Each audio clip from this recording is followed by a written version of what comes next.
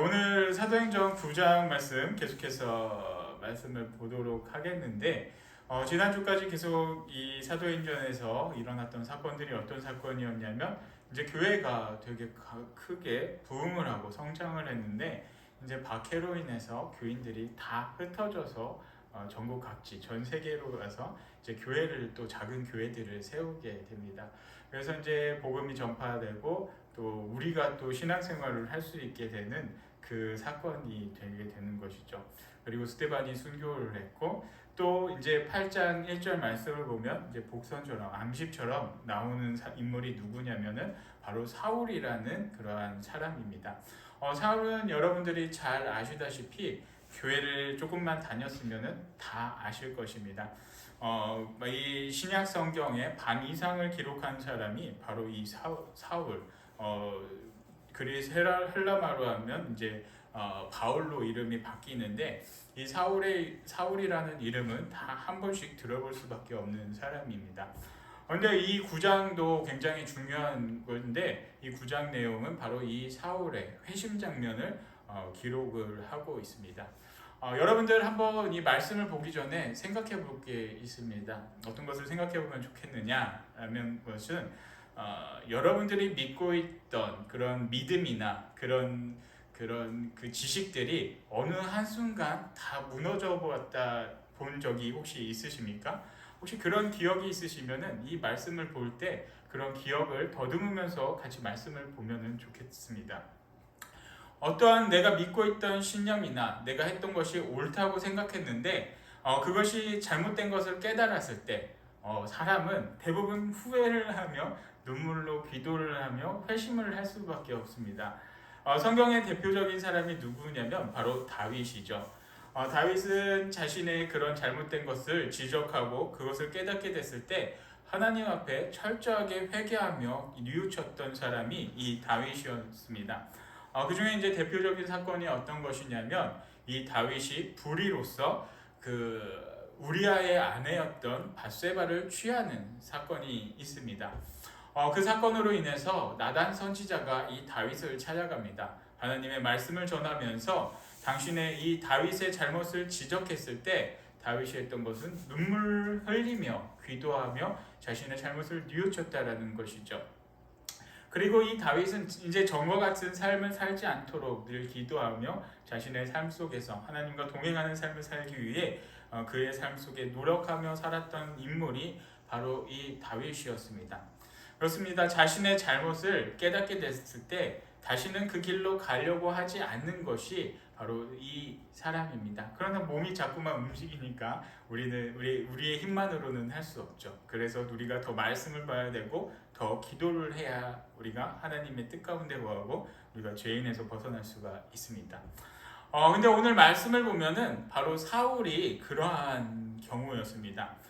사울이 어떠한 사람이었냐면 유대교인으로서 정말 유대교를 신봉하고 유대교 말씀이 전적으로 옳다. 내가 이 말씀을 위해서 내 모든 것을 바치겠다라고 자신의 인생의 모든 것을 걸었던 사람이 바로 이 사울이었습니다. 그리고 이 사울이라는 사람에 대해서 잠깐 또 말씀을 드리면 귀족 중에 귀족이었습니다. 왜 귀족이라고 제가 표현을 하냐면 당시 유대인들이 로마인이 된다는 것은 굉장히 어려운 일입니다. 이때 당시 로마인이 될 수 있는 것은 바로 굉장한 막대한 부를 갖다 로마의 세금으로 냈을 때 외국인들을 그 로마의 시민권을 부여를 했었습니다. 근데 말씀을 계속해서 사도행전 말씀을 보다 보면은 이 사울이 매맞는 장면이 나오는데 그때 사울이 했던 고백이 바로 이러한 말을 합니다. 나는 태어났을 때부터 로마 시민권자였다. 그래서 이 말씀을 통해서 우리가 알 수 있는 사실이 무엇이냐면 이 사울은 태어났을 때부터 로마 시민권자였기 때문에 당시 아버지가 막대한 부를 누렸었고 그 부로 인해서 아버지 때부터 그 이전부터 이 사울의 가정은 다 로마 시민권을 갖고 있었던 사람이었다는 것이죠. 그만큼 그 말씀을 통해서 우리가 알 수 있는 사실은 이 사울의 집안은 배경이 너무나도 뛰어났던 집이었다. 오늘날로 말하면 금수저 집안이었던 것이죠. 그렇기 때문에 많은 공부를 할 수 있었고 당대 우리가 전에 봤었던 사도행전에서 나왔던 인물 중에 큰 스승이었던 가말리엘의 제자라고 했던 것도 이가 많은 부를까지 누리고 있었기 때문에 공부를 할 수 있었다라는 것이죠. 그래서 유대교 율법주의자로서 또 많은 공부를 했던 그런 사람이 바로 이 사울이었습니다. 모든 것을 갖추었던 사람이 사울이었습니다. 그리고 그는 유대교를 위해서 자신의 모든 것을 바쳤기 때문에 이 그리스도인들이 옳지 않았다라는 그런 확실한 믿음이 있었습니다. 왜 그리스도인이 옳지 않았을까? 한번 생각해 보면 간단합니다.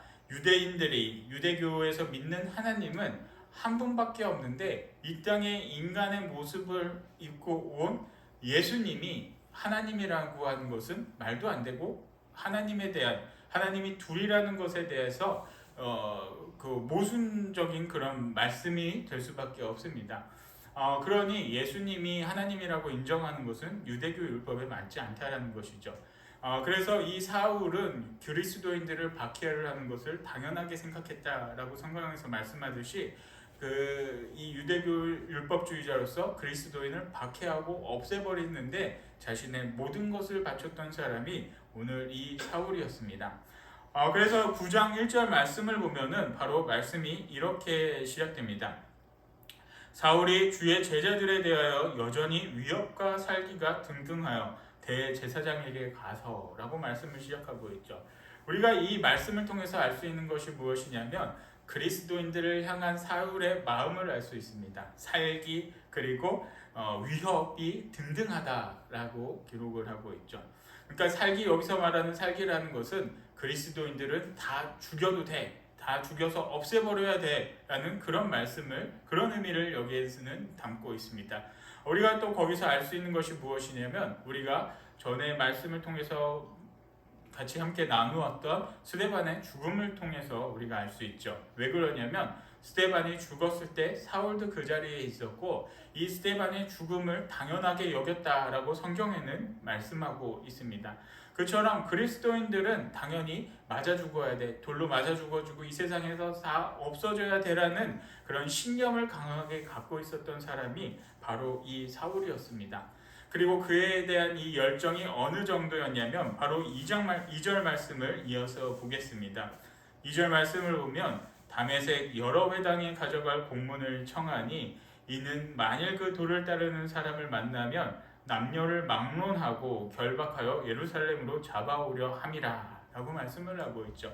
이 사울이 지금 현재 있는 곳이 바로 이 예루살렘이라는 곳인데 여기 회당에서 이 그리스도인들을 다 잡아오겠다. 그러니까 예루살렘 밖에 때 흩어졌던 그리스도인들을 다 잡아서 처벌을 하겠다. 처형을 시키겠다. 그런 마음이 이 사울에게는 너무나도 강하게 있었던 것이죠. 그래서 멀리 심지어는 다메섹까지 도망간 이 그리스도인들을 잡아서 끌어오겠다라는 것이 이 사울의 의지였습니다. 그런데 우리가 한번 생각해 볼 것은 이 예루살렘과 다메섹과의 거리라는 것이죠.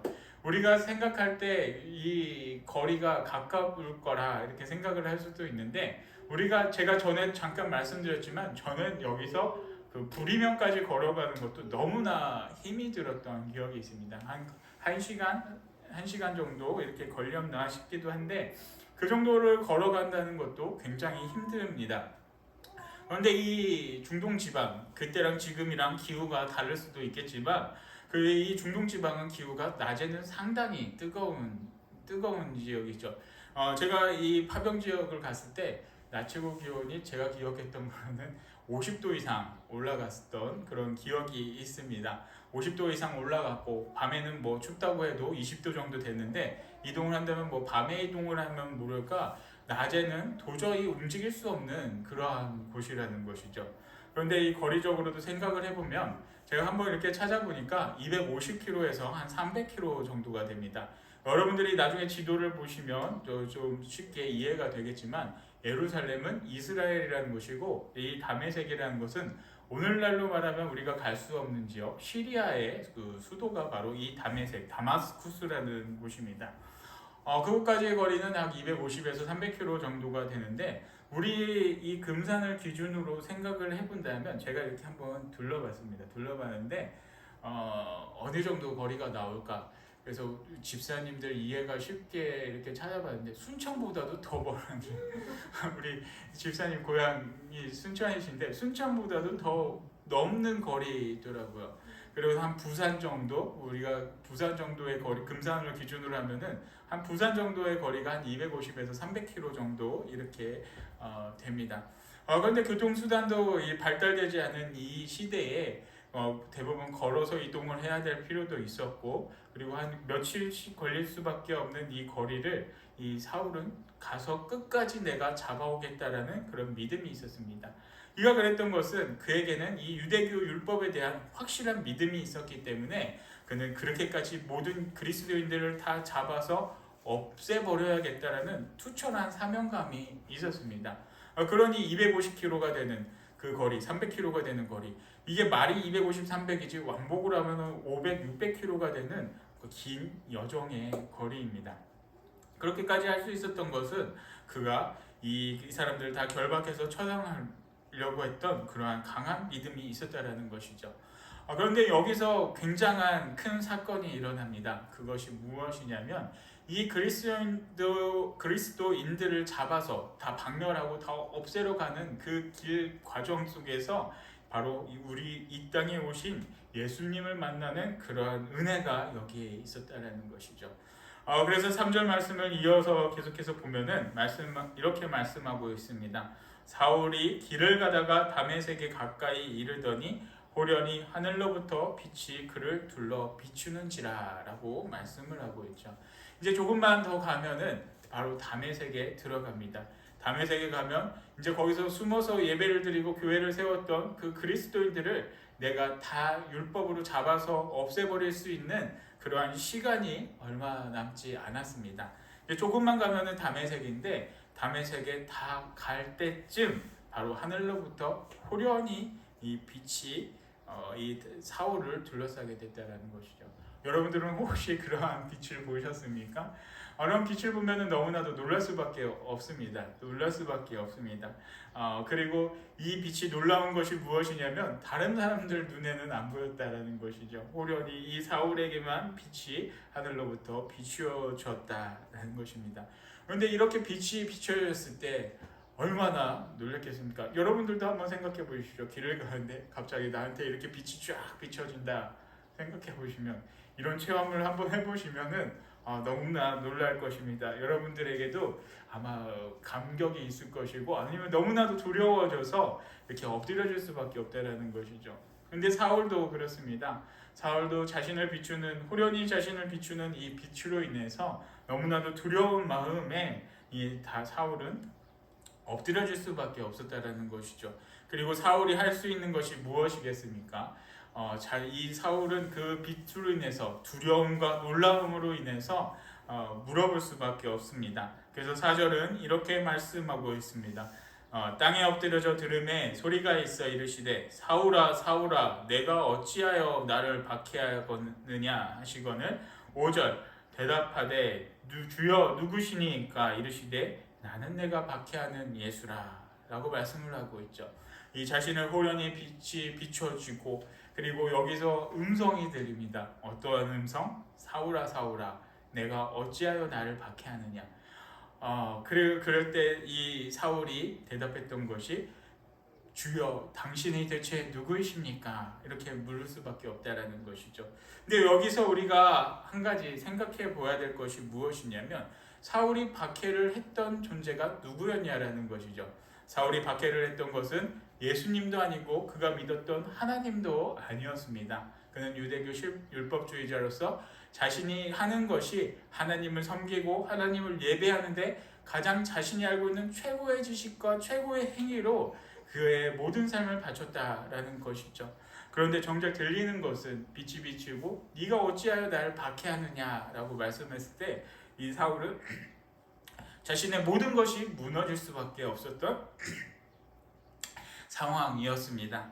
나는 박해를 한 적도 없는데 나는 교회를 없애야 된다라는 그런 생각이 맞다라고 생각했고, 그 믿음에 따라서 교회만 없애기 위해서 자신의 모든 것을 바쳤는데 갑자기 전능하신 그 분의 음성이 네가 어찌 나를 박해하느냐 이 말씀을 들었을 때 이 사울은 모든 것이 무너질 수밖에 없었다라는 것이죠. 근데 더 충격적인 얘기를 듣습니다. 어떠한 충격적인 얘기냐면 바로 5절이라는 것이죠. 주여 누구시니까? 나는 당신을 박해한 적도 없는데 당신이 누구십니까? 이렇게 물어본다는 것이죠. 그리고 우리가 또 한 가지 생각할 때 여기서 주님이라고 불렀던 것은 이 주님이라는 것이 어떤 의미가 있냐면 나의 주님, 나의 주인이라는 의미가 여기에 담겨져 있는데 이 여기 사울이 고백했던 주님, 이 주님이라고 불렀던 주님이 어떠한 주님일까라는 것이죠. 여기서 사울이 불렀던 주님, 당신은 누구시니까? 이 주님은 바로 그가 율법에서 믿었던 그 구약시대 때부터 그 기록으로 이어졌던 그 하나님을 부르짖으셨다라는 것입니다. 내가 믿었던 하나님이지 바로 그 뒤에 나오는 예수님이 아니었다라는 것이죠. 주님 대체 당신이 누구십니까? 이렇게 물어보는 말에 이 사울의 생각과는 전혀 다른 얘기가 들립니다. 그 음성이 어떤 음성이냐면 나는 네가 박해하는 예수라. 이 말을 들었을 때 이 사울은 자신의 인생의 모든 것이 다 뒤집힐 수밖에 없었다는 것입니다. 내가 그동안 유대교 율법주의자로서 하나님을 믿고 하나님을 섬기는데 내 모든 것을 바치고 그리고 내가 있었던 그 예루살렘에서 250km, 300km가 되는 곳에서 내가 하나님의 영광을 위해서 이곳까지 와서 그리스도인을 없애기 위해 이곳에 왔는데 정작 내가 그 하나님을 위해서 했던 것이 하나님을 박해하고 하나님을 핍박했다라는 것을 하나님으로부터 들었으니 이 사울에게는 충격일 수밖에 없었습니다. 그리고 예수님은 정말 가짜고 사기꾼이라고 생각을 할 수밖에 없었는데 내가 박해했던 그분이 진짜 예수님이고 그분이 참 하나님이시라는 것을 깨달았을 때 이 사울은 자신의 인생이 뒤바뀔 수밖에 없었고 그가 그전과는 완전히 다른 삶을 살 수밖에 없었다라는 것이죠. 여러분들 이 말씀을 통해서 우리가 몇 가지 깨달아야 될 것이 있는데 그것이 무엇이냐면 정말 예수님을 만난 후로는 바로 자신의 인생이 뒤바뀌어야 된다는 것입니다. 예수님을 만난 후로는 자신의 그동안의 잘못된 삶에서 벗어나서 이제는 새로운 삶을 살아야 되고 자신의 모든 것을 새롭게 해야 된다라는 것이죠. 예전에 제가 한번 그런 기억이 있습니다. 제가 이렇게 삶을 살면서 내가 가졌던 믿음, 내가 가졌던 생각이 잘못되고서 돌이킨 적이 한 번이 있었는데 그것이 어떤 경험이었냐면 바로 이제 전교회에 있을 때 그 교회 병원 선교를 이렇게 다녔었던 기억이 있죠. 병원 선교를 다니면서 한 집사님과 단둘이 이렇게 차를 타고 저녁을 먹으러 가게 됐습니다. 이제 저녁을 먹으러 갔을 때 제 고향은 태어난 데는 서울이지만 제가 자라난 데는 청주이기 때문에 대전에 제가 별 연고가 없다라고 항상 생각을 하고 살았었습니다. 물론 외갓집 식구들이 많이 있긴 하지만 그래서 개인적으로는 이제 편하게 이렇게 다 대했던 그런 기억이 있었습니다. 근데 그 집사님이 저에게 막 고향이 어디시냐 막 이렇게 물어보시더라고요. 그래서 좀 편하게 얘기했습니다. 전 청주 사람입니다. 왜? 이 사람은 대전 사람이라는 그런 확신을 갖고 있었기 때문에 저는 여기 있는 사람은 다 대전 사람이라는 확신이 있었기 때문에 나는 청주이기 때문에 뭐 당신들과 내가 무슨 연관이 있겠느냐라는 마음에 편하게 다 얘기를 했었죠. 저는 청주 사람이고 또 물어봐요. 그러면은 학교를 어디 나왔느냐 좀 세밀하게 물어보더라고요. 제가 청주 사람이라고 하니까 저는 청주에 있는 세광중학교를 나왔는데 저는 그 학교 나왔습니다. 고등학교도 물어보길래 저는 무슨 학교 나왔습니다. 얘기를 하다 보니까 그분이 제 중학교 선배님이시더라고요. 그것도 2년 선배였던 2년 선배였습니다. 근데 2년 선배가 왜 의미가 있냐? 저희 형이 저랑 2살 터울이었다라는 것이죠. 생각을 해보면 저희 형이랑 동창인 분이 그 선배 그 옆에 있던 집사님이셨습니다. 그래서 집사님이시고 또 얘기하다 보니까 제 그분이 이제 야구를 했었는데 저는 그래서 당연히 대전고등학교나 이런 데 출신이라 생각을 했었는데 이제 제 야구부 친구들하고도 다 이렇게 알고 있더라고요. 그래서 그다음부터 말할 때 갑자기 이게 신경이 쓰여지고 말을 할 때 긴장을 하면서 제가 그 저녁까지 쭉 먹게 됐던 그런 기억이 있습니다. 그래서 밥을 먹을 때도 이제 옆에서 무릎을 꿇고 밥을 먹었던 그런 기억이 있는데 그다음부터 제가 한 가지 철저하게 깨달은 것이 무엇이냐면 절대 내 생각대로 나는 여기가 대전이기 때문에 다 대전 사람일 거라 생각을 했었는데 세상 참 좁고 어떻게 될지 모른다는 생각에 그다음부터 제가 어디가 고향이고 제가 어디서 자랐다 어디 뭐 이런 얘기를 성도님들을 만나면서 안 하게 되는 그런 일이 있었습니다. 나의 생각과 나의 모든 것이 그때 한번 다 이렇게 깨졌던 그런 기억이 있습니다. 그러니 바울 같은 경우, 이 사울 같은 경우는 그것이 더 컸다라는 것이죠. 이 사울은 자신의 인생의 모든 것을 거르고 내가 구약 율법에 있는 그 하나님을 위해서 모든 것을 바치겠다 생각하고 사람도 죽이면서 이렇게 모든 것을 살았는데 그것이 깨닫고 보니 하나님의 영광을 위한 것이 아니라 하나님을 핍박했던 일이라는 것을 깨달았을 때 이 사울이 느꼈던 충격은 대단히 클 수밖에 없었습니다. 그래서 그 다음부터 이 사울은 자신의 모든 것을 철저하게 회개를 하며 뉘우치는 그런 기도를 해야 할 수밖에 없었습니다. 뒤에 말씀을 한번 쭉 읽어보시면 그 부분에 대해서는 더 쉽게 알 수가 있습니다. 그래서 나중에는 이제 아나니아라는 사람을 만나서 이제 그 교인들 그리스도인들과 다시 만나게 되는 그 과정을 겪기까지 그는 앞을 보지 못했고 3일 동안 기도하며 하나님만을 바라보는 그런 시간이 이 사울에게는 필요하게 되었다는 것이죠. 우리가 이 시간 함께 이 말씀을 보면서 생각하고 또 오늘 이 한 주간 고난 주간인데 우리가 더 깊게 생각해 봐야 할 부분은 바로 이 우리에게 오신 사울에게처럼 이렇게 나타나신 이 예수님을 만나는 은혜가 여러분들에게도 있기를 바랍니다. 호련히 빛으로부터 오시는 그 예수님으로부터 그 음성을 들으시기는 그런 삶이 있기를 축복합니다. 그리고 우리가 또 한 가지 깨달아야 될 것은 우리가 하나님을 상상해서 내 생각으로 하나님을 만드는 일을 하지 않으시기를 바랍니다. 하나님은 분명히 어떠한 분이신지 이 성경 말씀에 이렇게 하나하나 다 기록을 했다라는 것이죠.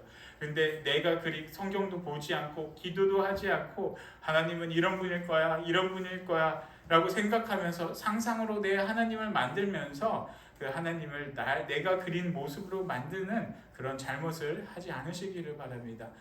정말 이 말씀에 쓰여진 하나님을 내가 그 하나님을 그대로 받아들이고 그대로 믿으면서 정말 하나님 말씀 속에 내가 거하는 것이지 하나님을 내 안에 가두는 그런 어리석은 삶을 살아가지 않길 바랍니다.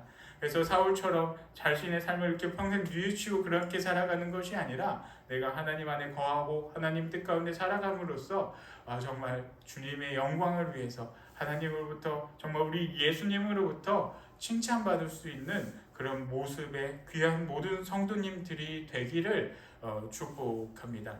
그래서 한 주간 이 땅에 오셔서 우리의 죄 때문에 정말 십자가에 못 박혀 돌아가신 그 예수님을 더 생각하시고 더 묵상하시고 그리고 나의 죄를 잘못된 것들 더 한 주간 더 생각하고 기도하시면서 우리의 죄를 위해서 십자가에 못 박히신 예수 그리스도를 묵상하며 주님을 만나며 하나님을 참되게 알고 그 안에 거하며 살아갈 수 있는 우리 귀한 모든 성도님들이 되기를 축복합니다. 아버지 하나님 감사합니다. 저희들 또 종려주일 주님을 예배하며 나올 수 있도록 함께 해주심에 감사드립니다. 하나님 아버지 사울은 하나님을 잘못 알고 자신의 고집으로 이 예수님을 잘못 믿고 잘못된 행동으로 이렇게 많은 실수를 하고 후회하는 그런 말씀을 오늘 말씀을 통해 알게 되었습니다. 하나님 아버지 저희들이 살아갈 때 이러한 사울의 실수를 저희들이 행하지 않게 하여 주시옵소서. 날마다 말씀을 통해서 하나님 안에 거하고 또 기도를 통해서 하나님 뜻을 깨달을 수 있는 참된 주님의 자녀들이 될 수 있도록 아버지 하나님 도와주시옵소서. 그리고 한 주간 고난 주간으로 저희들 살아갈 때 예수 그리스도의 고난을 더 묵상하게 해주시고 우리의 죄 때문에 십자가에 못 박혀 돌아가신 그 예수님을 만나는 은혜가 있게 도와주시옵소서. 모든 것 감사드리오며 예수 그리스도의 이름으로 기도드리옵나이다. 아멘.